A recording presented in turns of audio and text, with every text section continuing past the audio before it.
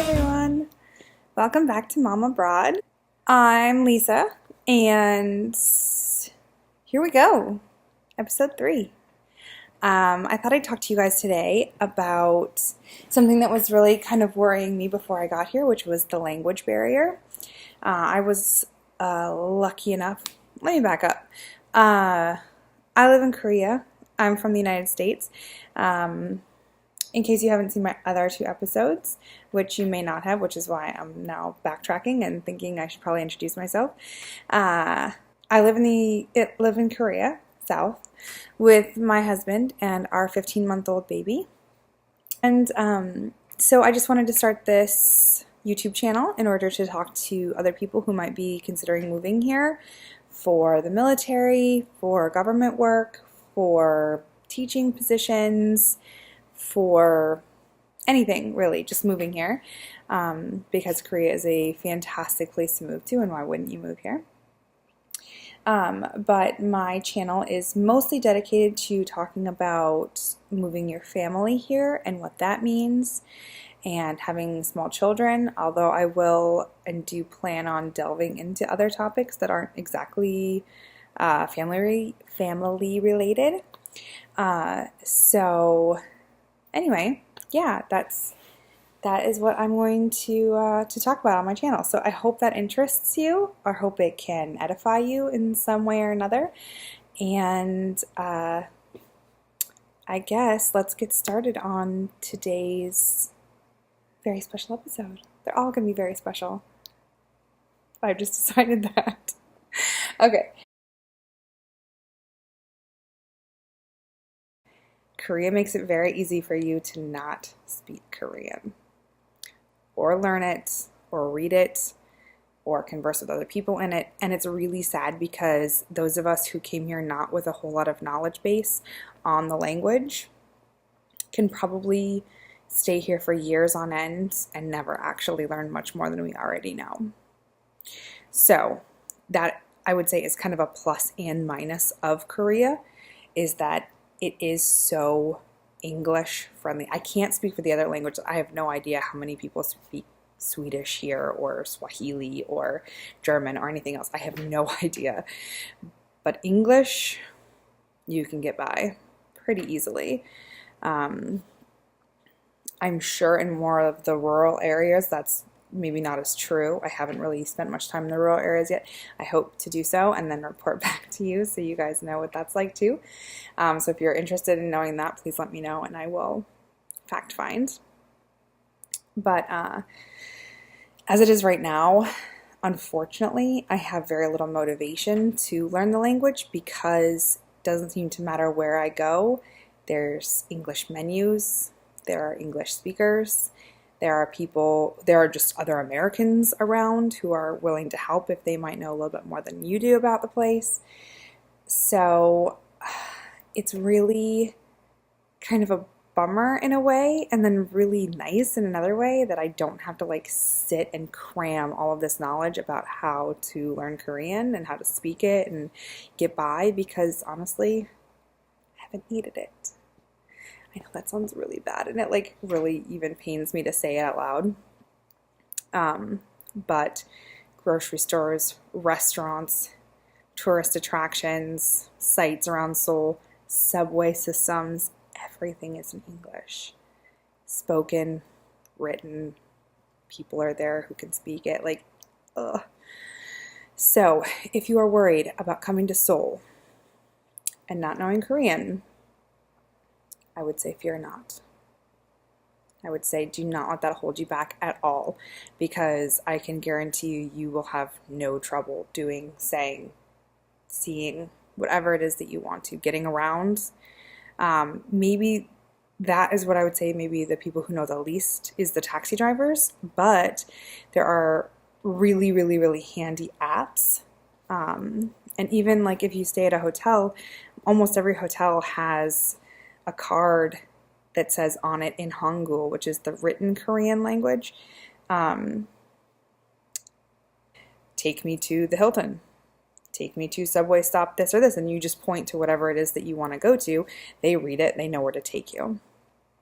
So for our apartment, this was one funny thing that we found. We took a taxi home one night, and we told the taxi driver our apartment name. But being foreign, he assumed that we didn't live here in Seoul. So he took us to the exact same name place, but it was a hotel and not the apartment building, which were on completely different parts of Seoul. And we didn't notice until it was way too late. We had no idea where we were. This was only like a month in, so we really didn't know where we were going. Anyway, but he took us to the same name as our apartment building, but it was a totally different place. It was a hotel. It was just one of those freak things. We had no idea there was a hotel with the same name as our apartment. So there are some times when it would be really nice. I mean, trust me, it would be fantastic to speak Korean. I wouldn't have to worry about it. There are some times when it's really difficult, like if I'm trying to make reservations for a restaurant over the phone, it's basically impossible.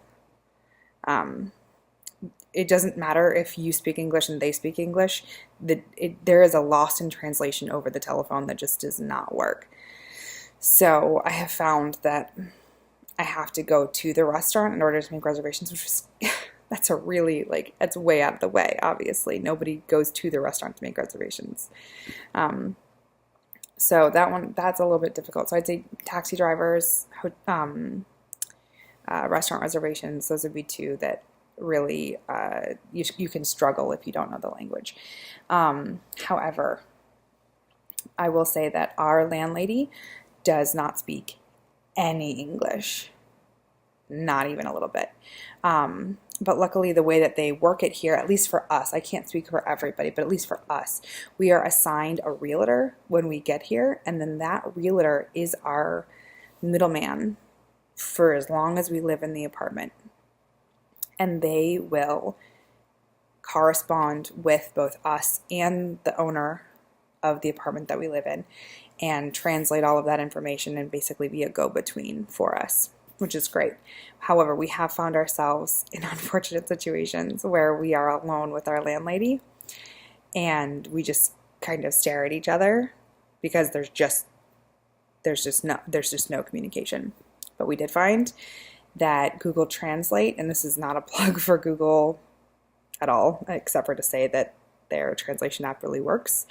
I think I tried it a couple years ago when I was traveling with my old job, and I really didn't find it very helpful. So I don't know whether they changed it or whether I just figured out how to use it better or something, but it is miraculous. It has been a lifesaver. You can just speak into it, and it will translate your words into whatever language you need to be speaking, and your words come out in that language and vice versa. I don't know how technology has advanced that far, but it has, and it's awesome. So we have used that a number of times with our landlady because there's just no communication there. I've literally ran into no more than a handful of people who couldn't not communicate at all using English. So Google Translate can be a lifesaver, and I highly recommend it. Probably for any language, but definitely for Korean, at least I found. Driving here is really tricky, not because it's a third world country where everyone just kind of does their own thing and there's crazy traffic patterns and no one follows any of the lights or the signs or anything like that. It's not like that. It's very similar to the States in that there are rules, regulations, and people, generally speaking, follow those rules and regulations. With speeding as kind of an exception. That's not really enforced very much here, so people don't really follow it, which I'm totally fine with. But as you're driving in the city, you have 1,000 signs that are around and above you, and there's only a very loose translation of what they are in English. So if you could read Hangul driving, and you have to kind of make a very quick translation of what you're looking at and hope that your GPS is giving you good insights as to where you are and where you're going, because it can definitely pass you by very quickly and you can end up on the wrong road, wrong overpass, which is, I mean, the good thing about Korea and Seoul is that you're not really going to end up in like a bad part of town. So if you make a wrong turn, it's not like you're going to get into the area where you're going to get carjacked. You're just probably going to get into a left-hand turn lane that takes 7 cycles of the light for you to actually turn left. That would probably be the worst thing that would happen. Still pretty bad. Still pretty frustrating. But not carjacking bad. So, the food delivery system here in Korea is probably one of the best. Certainly better than the United States. That being said, the best app is in Korean. And you have to learn how to read it in order to use it. I haven't found a workaround yet. Actually, many apps that would be useful are in Korean, and there's no way to translate them. Or if there is, the directions on how to translate them aren't Korean. It doesn't help you very much. For example, we have iPark Mall, which is one of the big major malls in Seoul, which is a 5.5-minute walk from our apartment. Great. There's a massive movie theater in it. I have an app for the movie theater so you can buy your tickets online, which is great because everybody goes to this movie theater because it's so awesome. So you can get there, and we got there one night at like 6:30, and the next closest showing that they had for anything was like 9:30. We have a baby. We're not staying out that late. I'm sorry. Maybe you guys can handle that, but I cannot handle that speed of life. So we had to leave the movie theater, and we were very disappointed. If we'd had this app, we could have bought our movie tickets online. But I got the app. It's in Korean. And there is no way to translate it. So I guess what I probably have to do is get the app and then take it to somebody who I know that can read Korean and have them find a way to translate the app into English. And maybe I can go about it that way. But otherwise, I have no idea. Same thing goes for the food delivery app. It's a great app. You can get any kind of food, any kind of day, delivered, hot, fresh, to your door. Wonderful. It's in Hangul. Bummer. They do have shuttle, though, which is the same thing, kind of. Not quite as good, a little bit more expensive. And it's 100% in English. All the restaurants. Yes, it's called shuttle. And food to your door. It's not super quick. We found it still takes like 45 minutes to an hour to get your food, but it's usually still hot. I'm going to stop rambling now. It's been 18 minutes of me talking about the language barrier in Korea. I think I've said what I need to say. I hope this was useful. I hope it was instructive. I hope all the things I always hope, that you can use it and gain some kind of knowledge about Korea. Maybe it'll convince you that moving to Korea is a not so terrible idea, or maybe visiting Korea is not so terrible idea. I think it's a great idea. I think you should come by. Come see us. It's a good place, and they love Americans. I was told that they didn't like U.S. military, that they would discriminate against, like shop owners would discriminate against you if you looked like you were military. Obviously, that is born out of many, many years of misunderstandings between the United States and, well, United States military and general citizens of Korea, because the United States military has not always been on its best behavior. Not the organization of the military, but individuals. And as we know, individuals, can always reflect either positively or negatively on their grander institutions. And I think for a long time, U.S. military had a bad reputation based on some small subset of the population who made them look bad.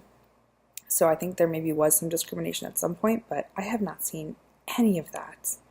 Now, granted, I don't look like a typical U.S. military member, and to be fair, I'm not, so why would I?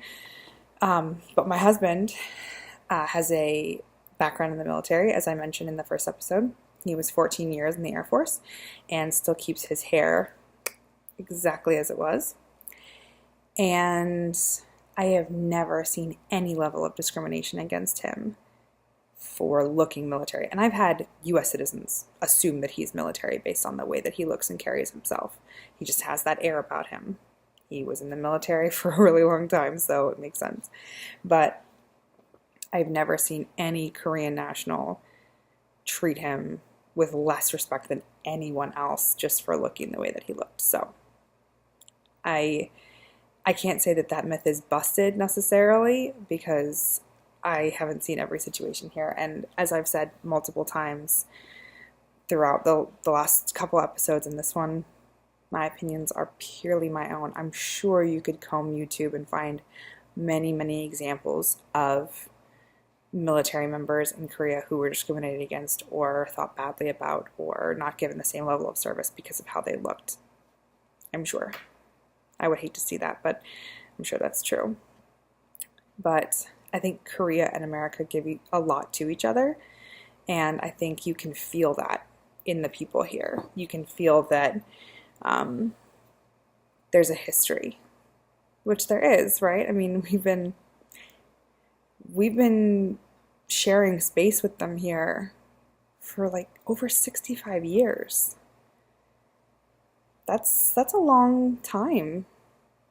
That's as long as really any modern relationship between two countries. So I think it's good. I think there's a good understanding. I think there's a good relationship underlying, the interactions that we have. And I feel that more than I feel anything else. So that's my discussion on language barrier.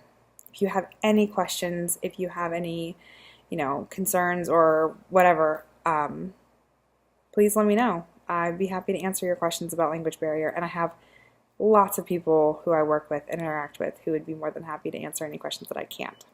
Too, because it's not just about my opinion. It's, kind of seeing generally what people experience here and maybe taking a balanced approach to it. Because, again, I'm only one person with one set of eyes. I'm sure if you ask my husband or any of my coworkers, they would all have different opinions than I do. I can only tell you from my heart and from my own experience. So anyway, I hope you guys have an awesome day or night wherever you are, and I hope you enjoyed this. So I'll see you out there. Mama Broad out.